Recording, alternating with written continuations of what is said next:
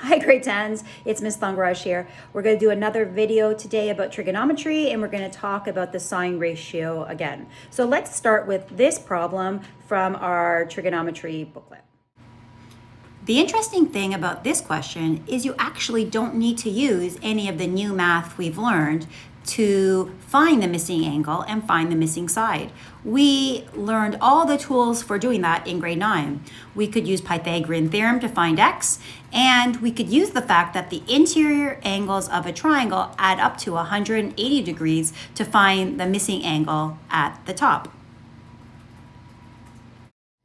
We know that the angle at the top needs to be a number so that that number and 90 and 45 add up to 180 degrees. So x plus 90 plus 45 needs to be equal to 180 degrees.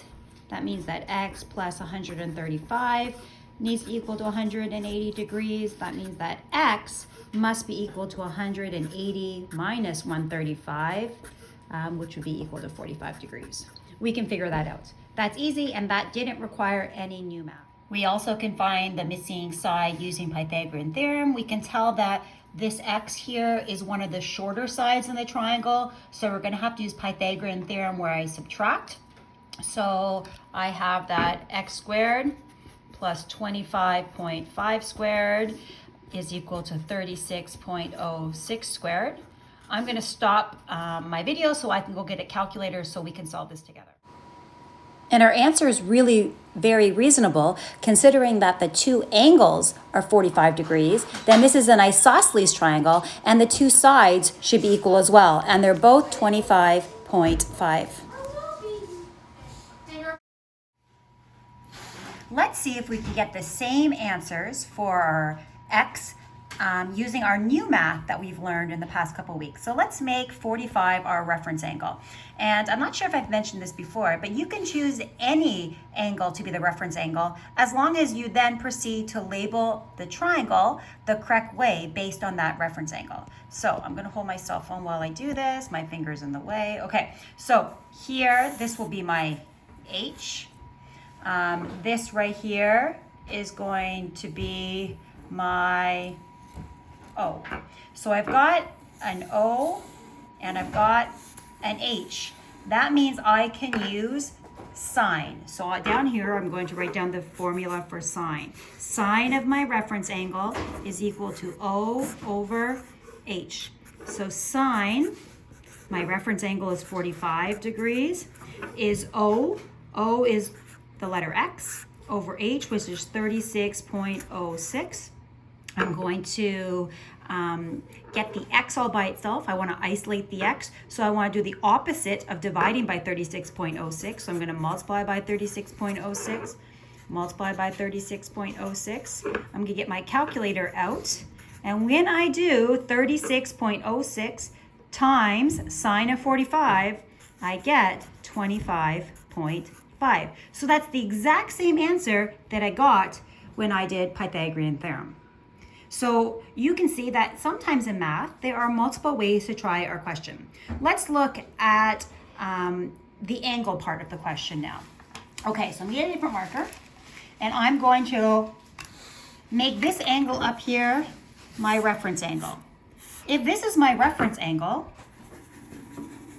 now this right here is going to be my O, and this is still the H. So I'm going to use sine. I'm going to say sine of my reference angle is equal to O over H.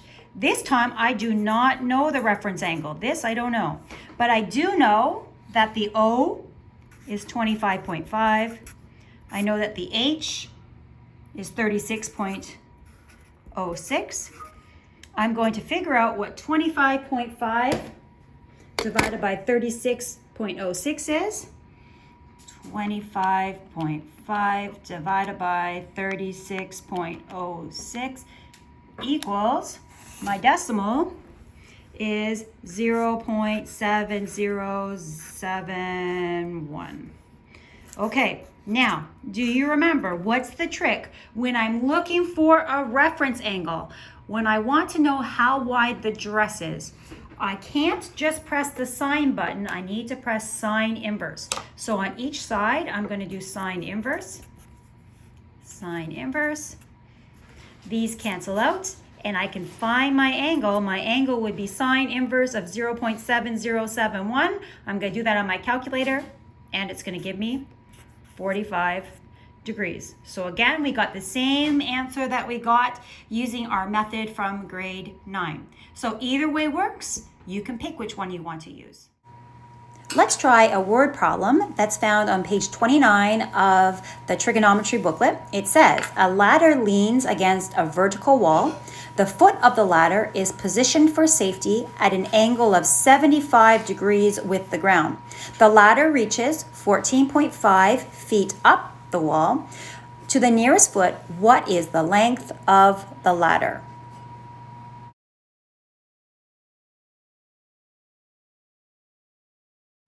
Okay, so here is the question. I've drawn it out for us. And the reference angle must be 45 because that's where the symbol is and that's where the angle is.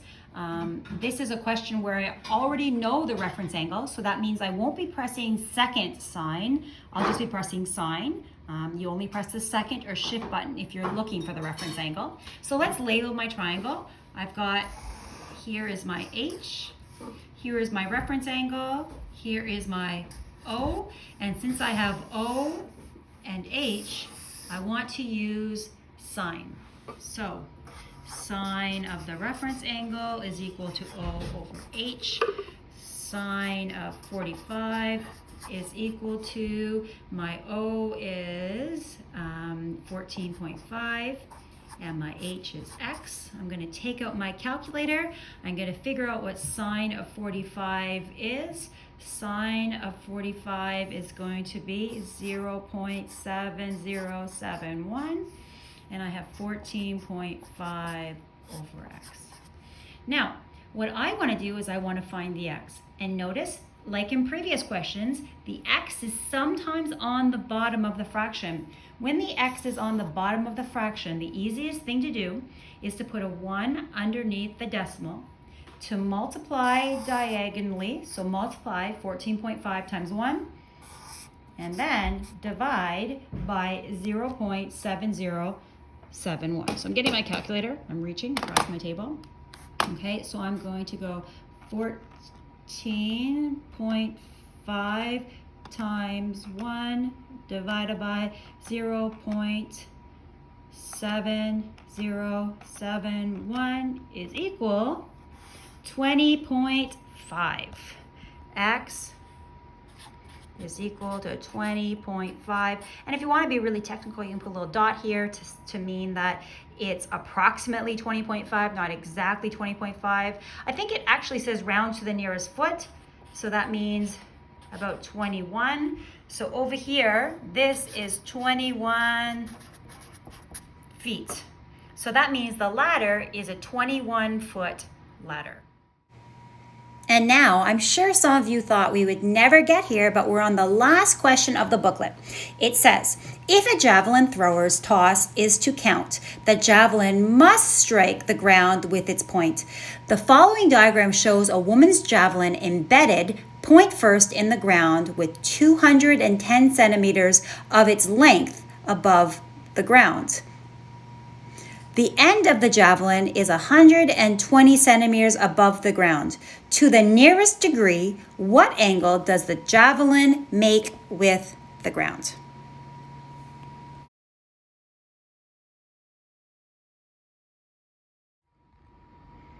So in this question, we are looking for the reference angle. So don't forget, if we are trying to find a reference angle, that means we're going to need to, at the end of the question, press the second function or shift button before we press sine. Okay, so let's try this question. Let's label it. Here, this is my H. Here, this is my O. I've got O, I've got H. That means I want to use sine. So I have sine of the reference angle is equal to O over H. Sine of the reference angle is equal to 120 over 210. I'm going to take my calculator. Oops, there goes my paper. Take my calculator and do 120 divided by 210. It gives me 0.5714285. I want to figure out what would the angle be if the sign decimal is going to be 0.5714285. This is a question where I'm looking for the reference angle. So over here I press sine inverse, here I put sine inverse, these cancel out. My reference angle will just be sine inverse of 0.5714285. I had a couple of you yesterday emailing me telling me were having a hard time with the math.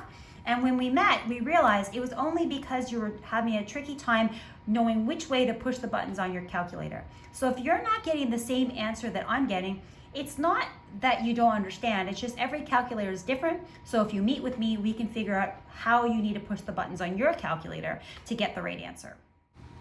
And when I use my calculator, I get that the angle is 34.8 degrees. So the angle that the javelin makes with the ground is about 35 degrees.